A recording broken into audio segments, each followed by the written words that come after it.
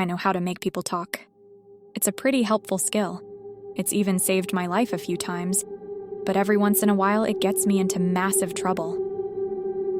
The first time it got me in trouble was in elementary school. It started with one of those guessing games which frazzled teachers tend to end the day with. It's called Truth or Lie, Mrs. Waters told us. I could tell just looking at her that she was making this up off the top of her head, practically pulling words out of thin air. Words that would grab our attention, focus us, make us do what she needed us to do. We go around the circle, and we each tell one truth and one lie. The person across from you has to guess which one is the truth and which is the lie. If the guesser gets it wrong, they go back to their desk. If they get it right, they stay in the circle and we move on to the next person. Who wants to start? I was insufferable then, and I am insufferable now, so I shot my hand into the air. I want to go first. Mrs. Waters, pick me, pick me.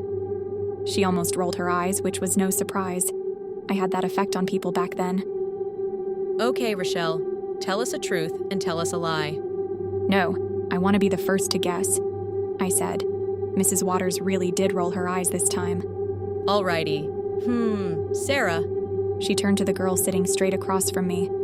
Tell us a truth and a lie. I don't remember what Sarah's truth was, and I certainly don't remember her lie. But I remember how she pouted when I correctly guessed which was which. The class had gone halfway around the circle by the time we had our first elimination. Ben Markham, who burst into tears on his way back to his desk. The circle shuffled closer to fill in his spot, and we continued. When it was my turn again, I guessed correctly, and again on my third turn, the fourth, the fifth, the sixth. But my wins were quickly growing stale, and I was getting bored. The problem was, these truths and lies were so stupid. Worse, they were silly. Megan Knight's truth was she had a cat named Corky, and her lie was she had a giant snail who ate cars. Scotty Spitzer wasn't any better. His truth was he had a little brother named Tucker, and his lie was that Stone Cold Steve Austin was his big brother. But when he made that claim, specifically when he gleefully spouted the word big brother, I noticed that the girl across from me shifted weirdly. She turned in on herself, like a flower blooming in reverse. I locked in on her, suppressing a smile. Selena, tell me a truth and a lie. I have a new puppy named George and an uncle who lives on the moon. She giggled. Those are dumb, Selena, I complained. Her smile froze. Come on. I focused on her, noting the way she twitched, how her left ankle kept rolling in and out. Tell me something that's actually interesting. I can speak Spanish, but my mom doesn't like me to. Your mom being stupid isn't interesting, Selena? Following an instinct I didn't understand but never denied, I kept my voice gentle. Tell a truth that's important. Rochelle, stop that right now, Mrs. Waters said sharply. I ignored her. Tell us a truth about your brother, Selena. Selena immediately said, I found my brother hanging in the garage. He had no shoes. His feet were purple, and his tongue was too big for his mouth. I was in kindergarten when... She finished lamely. Then her eyes went wide and white as the oversized bone buttons on Mrs. Waters' sweater, and she burst into tears. I will spare you the fallout of that particular incident and move on to more important things. As I grew older, I got better at making people talk, better at finding words that grabbed attention, words that focused my targets, words that made them do what I wanted them to do. When I turned 21, I decided I wanted to be a cop. I was really good at it. So good, in fact, that I was promoted 3 times in 5 years. I was a sergeant by age 26. I was on the verge of promoting to lieutenant when private industry came calling. A law office, specifically. The attorney paid me well, but not as well as the lawyer who came knocking after him, who ended up not paying as well as the one who came knocking after her. When you get really good in the public sector, the private sector comes after you. When you get really, really good in the private sector, the government comes calling. And the government isn't always good at being told no. Officially, I worked for Human Resources as an interviewer. Unofficially, I was an internal affairs investigator on steroids. You would not believe the things I learned, or the catastrophes I helped avert. That all went up in flames a few months ago, During a very unconventional interview, the situation went off the rails in spectacular fashion, and my subject told me things I wasn't supposed to know. Once again, I'll spare you the details of the fallout. Let's just say that by the end of it, I was in almost incomprehensibly big trouble. As a result, I was terrified. When you're that scared, you'll do anything you're told. Sure enough, I was given a choice: die or do exactly as I was told. I was told I would continue to work as an investigative interviewer for a multi-agency task force with the unassuming, weirdly charming name of the Agency of Helping Hands. I was told I would work under the supervision of an exceptionally brilliant and highly specialized psychiatrist. I was told that if I played my cards right, I'd be able to earn my own degree while working for this doctor. I knew it was too good to be true. I knew it in my very core. But I also knew I didn't have a choice. So I took the job.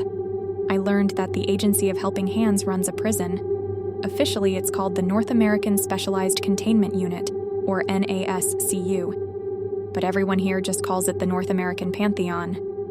That's where I work now. My job is to interview the inmates. Some of these inmates are horrifying. Some are monsters. Many have never spoken a word to anyone. The rest gibber and taunt and terrorize, but they don't ever say anything. They don't really talk. And for a lot of reasons I cannot begin to explain right now, it is vitally important that they start talking. That's why the agency needed me. It's the only reason I'm alive. Because I can make them talk. The agency started me with the easiest inmate in the facility, I guess to make sure I can really do what they need me to. They had me do a full forensic workup, the kind of thing I used to do for law offices. Personal history, physical report, mental condition, circumstances, and a transcript of the interview with my insights. I cannot describe this job. I really can't. This facility, these inmates, even the other staff. I don't know. I don't know what to do. I'm so scared. I freak out every time I think too hard. Panic attacks and night terrors have become my steadfast companions these past few months. But I guess that's what happens when your understanding of the world has been inverted, and when that inversion has been burned to the ground. What happens when you live in a state of fear? So, rather than try and probably fail to explain it all, what I have to do, what I have to deal with, what will happen if I don't, I'm going to just share that first report on that first prisoner. He goes by Numa.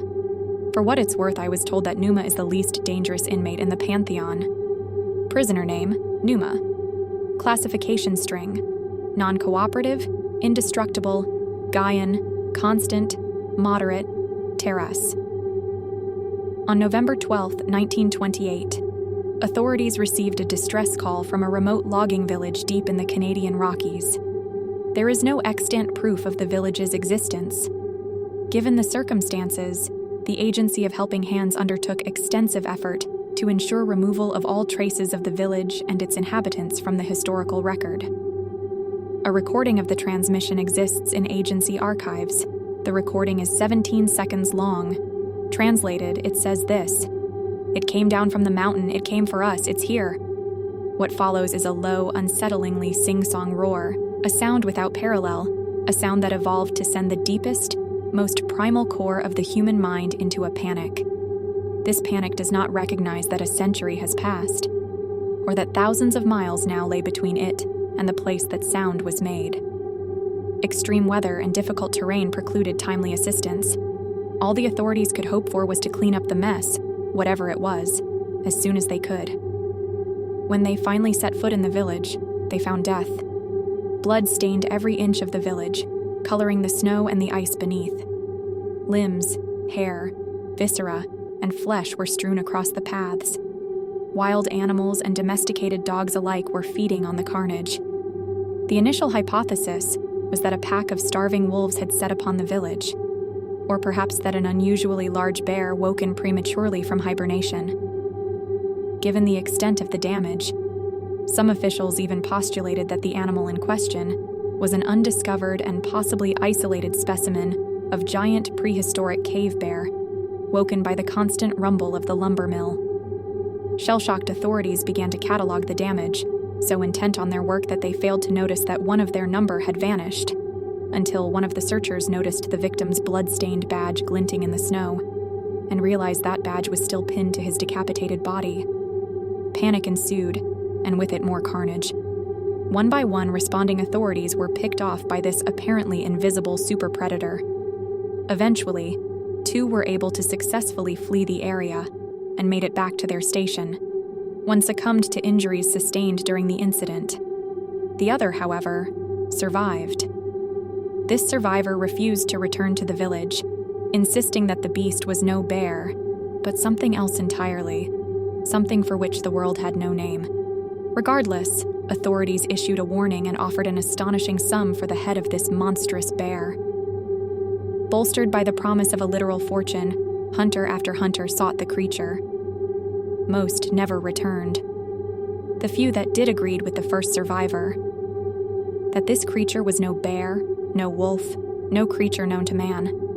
The bizarre nature of the original incident and the multiple corroborating accounts eventually came to the attention of the Agency of Helping Hands, at which point it dispatched a team of specialized personnel to the village ruins.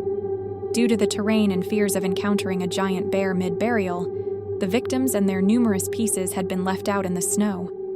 Upon examination of these remains, agency personnel noted clear indications of a beast returning to its kill, and correctly deduced that the creature responsible was still actively feeding on the cold, preserved corpses.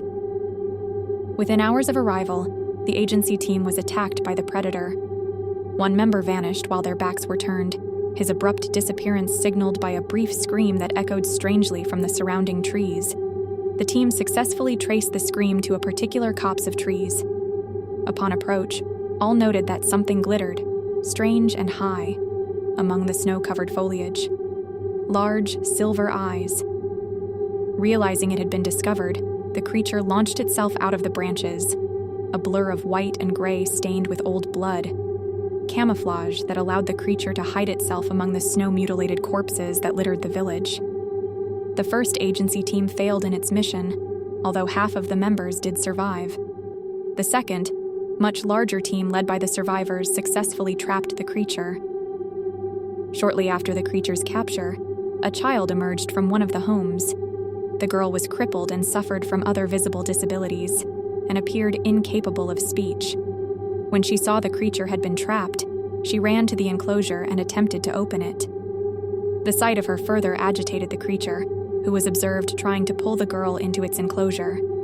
Personnel shot the beast, forcing it to release the child before it could inflict injury.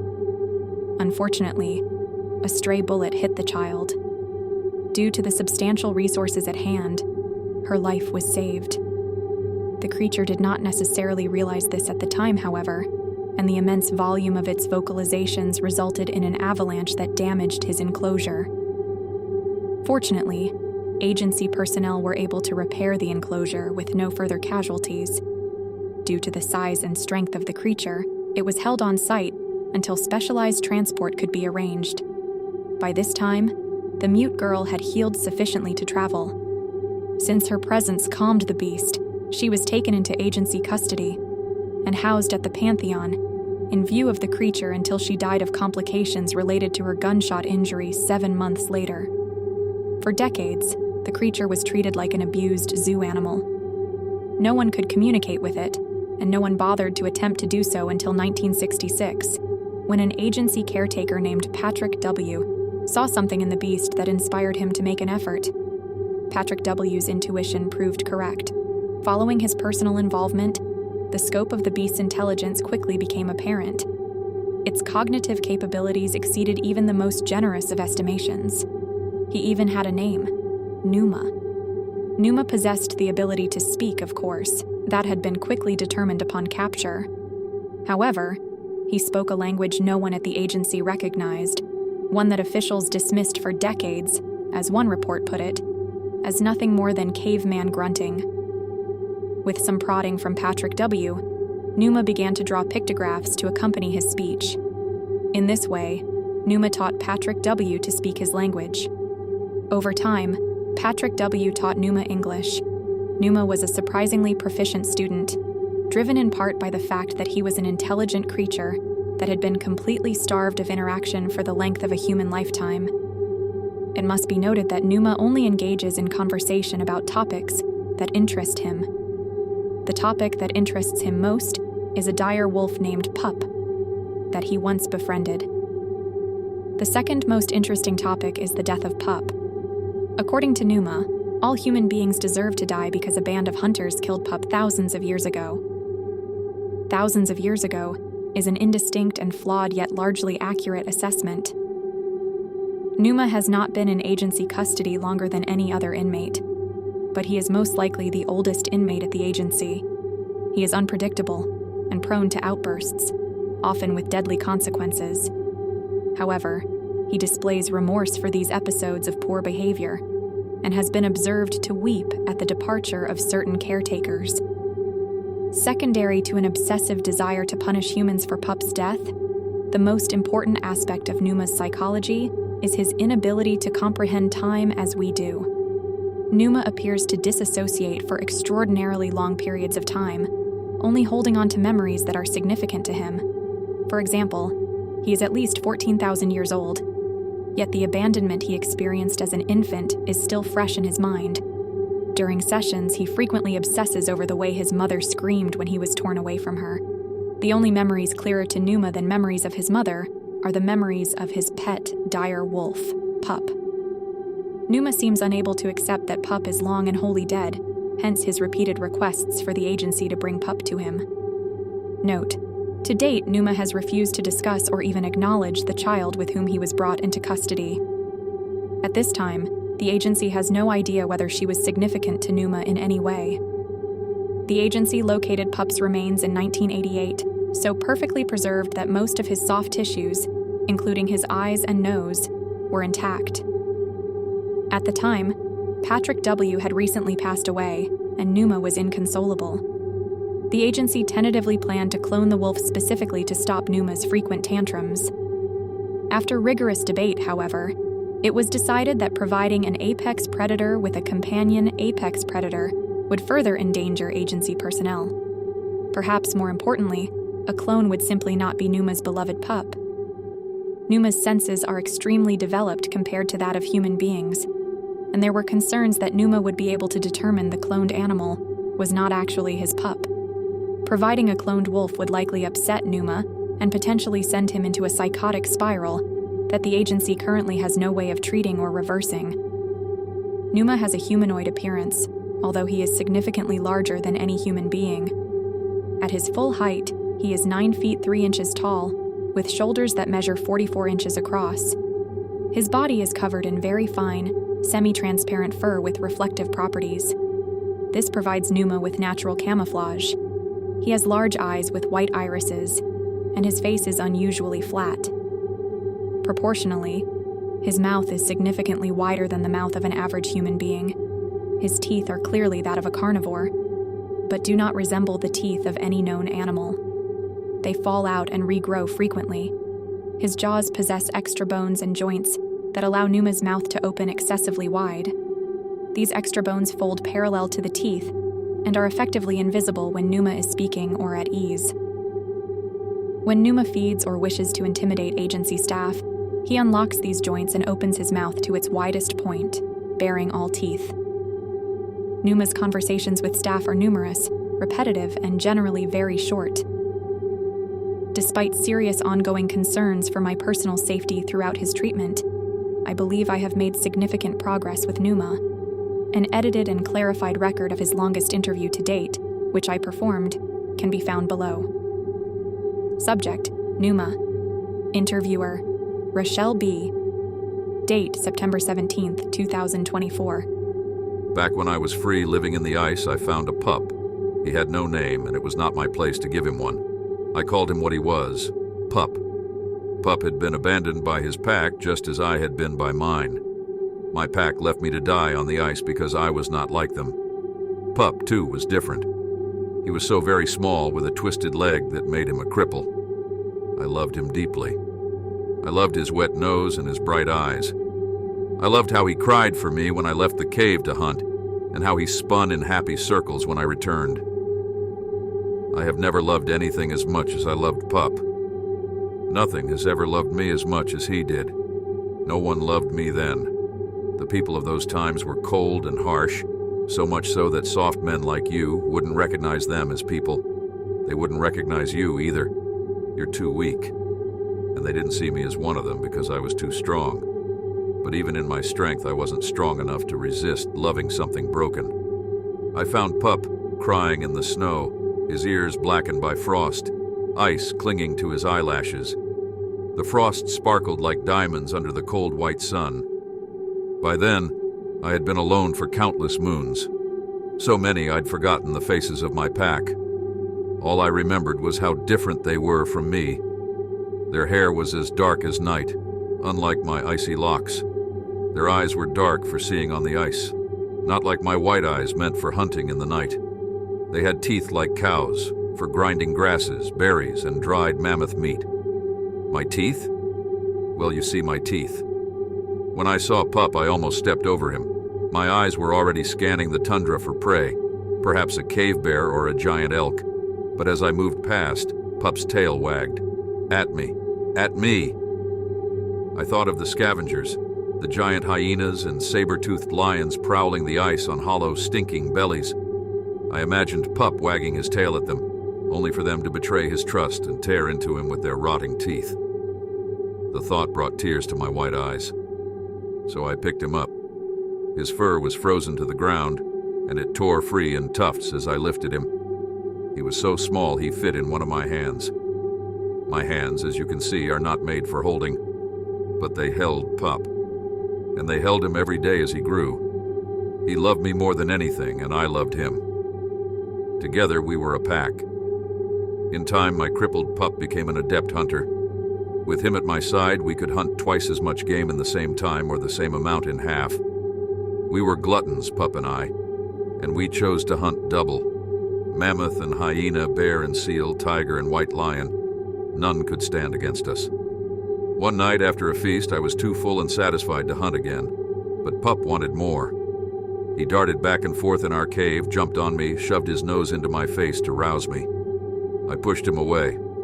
We still had plenty of meat, so much.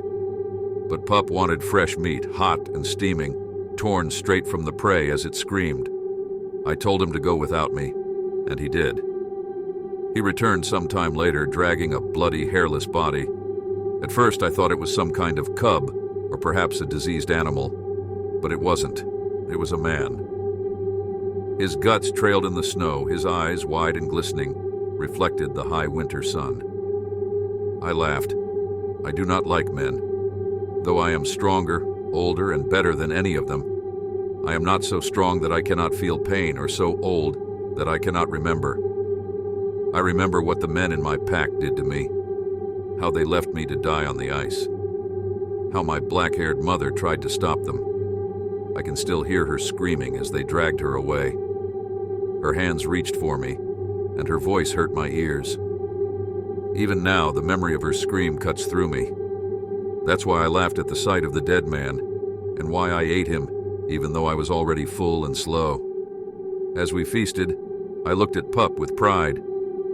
How clever he was, my Pup. How right he had been. Men were weaker, crueler, and far less majestic than the elk or the mighty bears. How much better it was to devour small, soft men than the grand creatures that truly belonged.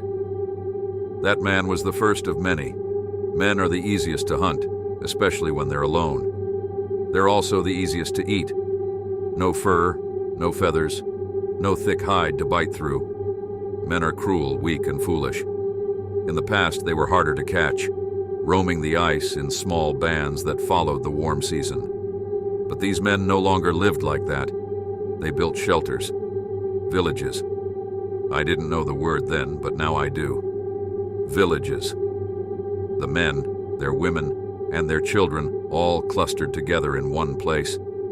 So easy to find, so easy to eat. Pup and I were gluttons, and we grew bolder. Our nightly hunts drove the men from the valley, but they didn't stay away. Pup had not yet grown gray on his muzzle when they returned. Of course they did. The ice is desolate, fit only for beasts and monsters like me. But the valley? The valley was fertile, green, and rich. It drew in all the creatures of the tundra, elk, lions, bears, and wolves. It drew the men back too. I was foolish, too proud. Though men are weak and cruel, they are not stupid. They knew Pup and I were the monsters haunting their valley. Hunger and the cries of their children drove them to act. They came for us during the day while we slept. My white eyes were made for hunting in darkness, not for seeing the schemes of men. I woke too late to save Pup. I could only watch as they opened him from throat to haunch. His screams filled the cave as his blood stained the floor, soaking into the snow in my hands. I have never loved anything as much as I loved Pup, and I have never known rage like I felt that morning. I tore their limbs from their bodies and flung them against the walls, streaking the rock with their blood. I split their stinking bellies and broke their heads. I stomped until there was nothing left to crush. In their faces I saw my pack, the sire who turned away, the alpha with his crooked jaw, my screaming mother. Her cries rang in my ears. I killed them all, but I couldn't stop them from hurting Pup. I tore their remains to shreds and brought the pieces to Pup. He couldn't move. He lay on his side, his blood freezing around him. When he saw me, his tail thumped weakly against the ground. And I remembered him as he was, the small pup abandoned in the snow, wagging his tail for me. I carried him to the deepest part of the cave and laid him down. I sat beside him in a darkness so complete that even my white eyes could not see. I waited for him to wake, but I waited too long. When the darkness lifted, Pup was gone. You tell me that the years passed, that the ice grew over Pup, burying him deep. No, I know better. Pup was cunning. Pup was wise. He waited for me to help him, but I failed. I lingered in the darkness too long, and he left. Because of men. I hunted you. You who took Pup. You who stole my mother, whose screams still cut through me. You take and take and take. That is what hollow-bellied monsters like you do. It is all you will ever do. You've grown weaker as the moons passed. Softer, stupider, easier to catch, easier to eat. But you've never become less cruel. No, you've only grown crueler. You trap me like prey in a burrow and wonder why I rage. I've told you why. It's Pup, and I promise you this. I will no longer be angry, nor will I rage at you, at anyone, if you bring my Pup to me. The sadness makes me rage, and I will stop if you bring him back. Please, bring him back. I miss him.